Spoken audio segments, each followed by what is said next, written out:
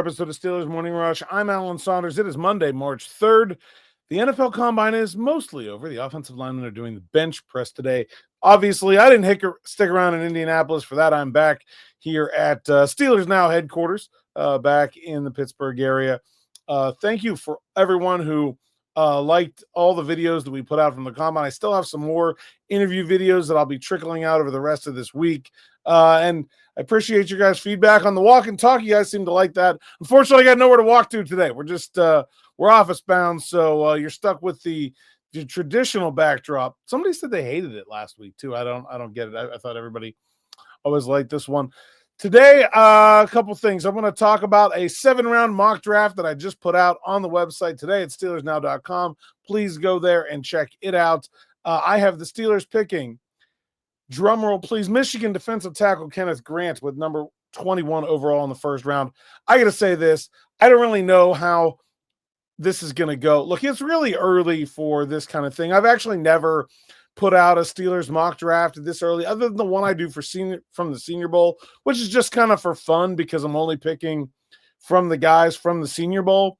This one I tried to do more earnestly, but we got to make a lot of assumptions at this time of year, right? We don't have free agency done yet, and so don't really have a good idea what the Steelers' needs are actually going to be by the time we get to draft day. But I'm pretty sure they're not going to find a 330-pound nose tackle who runs like the wind anywhere else. Like, that's just what Kenneth Grant is. I have more confidence in their ability to find answers at wide receiver and at cornerback, and those are the other positions I considered. Right now, for me, their first-round pick comes down to about 4 or 5 guys. Grant is one of them. Emeka Egbuka from Ohio State. I think both of those guys are perfectly good picks. If you want to pick Egbuka over Grant, I'm not really going to argue with me too much. I think he's a really, really solid wide receiver, super high floor, basically guaranteed wide receiver 2, high character guy. I think he can play inside and outside. I think he measured really well. I think he tested really well at the Combine. You're not going to go wrong with that pick.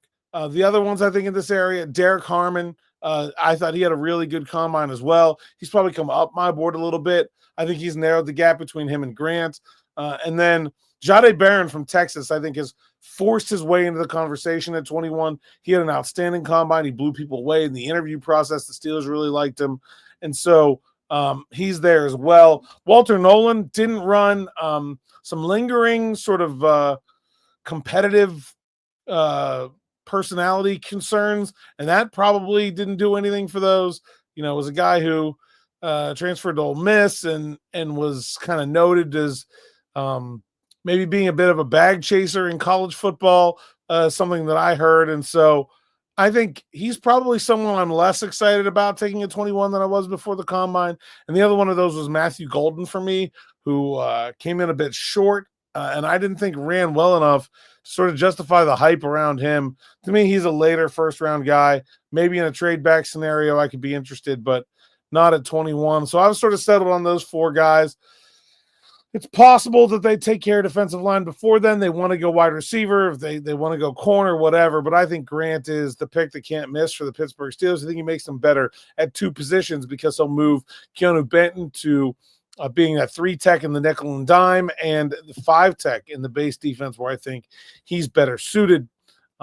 Going forward, Elic Ayomanor from Stanford in the 2nd round. Man, I'm starting to really like this 2nd-round group of wide receivers. I really like Trey Harris from Ole Miss. I thought he really comported himself well. I liked his interview a lot. I like some of these other guys too. Jaden Higgins from Iowa State, I think, has moved up into the 2nd round. I think you have a chance of getting a number 1 receiver with one of those guys. Ayomanor is not that. He's a number 2, but he's a really good one, man. He's a great blocker. He's tough. He's physical. Kind of reminds me of like the player the Steelers thought they were getting in Chase Claypool. Maybe not quite as freakishly big and fast, but just super strong and tough. The thing that Claypool didn't have, that toughness. I think he feels like a really, really good fit for the Steelers at 52. A great compliment to a player like George Pickens. Not a replacement for him. If they're not going to re-sign Pickens, they would still need to go back to wide receiver next year. But I think a really, really solid player. that fits the Steelers a lot. And then I went to Iowa State the other way. I picked Jaden Higgins in the Senior Bowl draft. I got Darien Porter this time around. He's big, 6'2" and 7'8", so we'll call him 6'3", because that's how I call myself, 6'2", and 4'3", 40. I don't have anything approaching that. I think if the Steelers want to move on from Dante Jackson, it's fine if they like the size that they've been targeting with guys like Porter and Corey Trice, but they need that speed. And Porter has maybe faster than Dante Jackson right now. That's incredible. 9.99 overall relative athletic score, which I know is a metric that the Steelers put a lot of value in. Yeah, Porter and Porter, man, it's like a law firm. Or as my friend Brian Batko said, maybe they'll call it the Porter House cornerback group to go to rival the exciting Whites in Philadelphia. Round 4, I've got running back Bhayshul Tuten from Virginia Tech. He really stood out at the Senior Bowl with his blocking. Then he went and ran his butt off. I'm almost to the point where, like, I look at everything I've seen with Tuten in the pre-draft process, and I can't figure out why he wasn't more productive at Virginia Tech. I mean, he looks like a super, super good get in the 4th round. He's a little bit small. He's not going to really replace Najee Harris. I think he would replace, to me, Cordero Patterson as a guy who could return kicks and use the speed to get to the edge as like a running back 2-3. And then if they wanted a bigger complement to Jaylen Warren, they would need to find that somewhere else through free agency. Maybe there's always running backs hanging around in free agency close to the start of the season. In the 5th round, I got him going to the offensive line, man. Howie Roseman said it. When you think you have enough offensive linemen, just go get another one. The Steelers surprised when they took Mason McCormick in the 4th round last year. I don't think it'll be a surprise if they go offensive line this year. Could be tackle. I've got him going guard. I think they need a future replacement for Isaac Seumalo. And I got Jackson Slater, another small school guy out of Sacramento State who I thought was really good at the Senior Bowl. And I don't think it'll be as much of a surprise this time around. With the 2 7th-round picks, throwing a couple darts here, I've got defensive lineman Riley Mills from Notre Dame. He had a knee injury. I think that's caused his stock to fall a good bit. Missed the college football playoff performance from Notre Dame. The Steelers are obviously not afraid of that. He's a really good run stopper with some good pass rush moves, although he's a little bit limited athletically.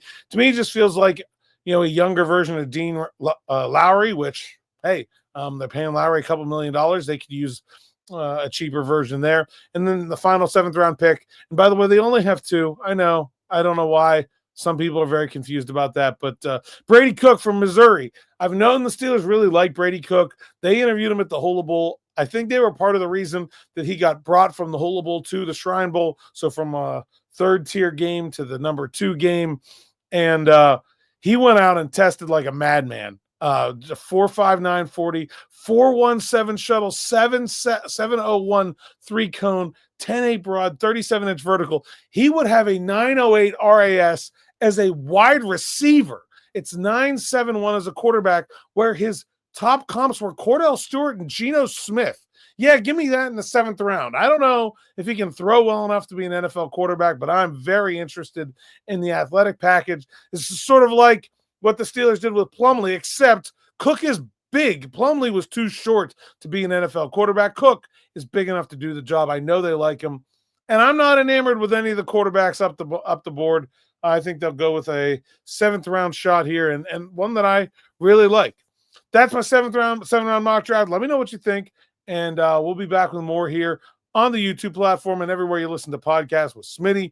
Steelers Afternoon Drive around 6. Looking for guests for this week. I don't know if we'll get one today, but we'll try to start to fill in as we did last year in this sort of dead period between events in the offseason with some friends of the show. So maybe we'll bring some around this week. I'll get working on that today. Thanks for listening. Thanks for watching. Until next time, enjoy.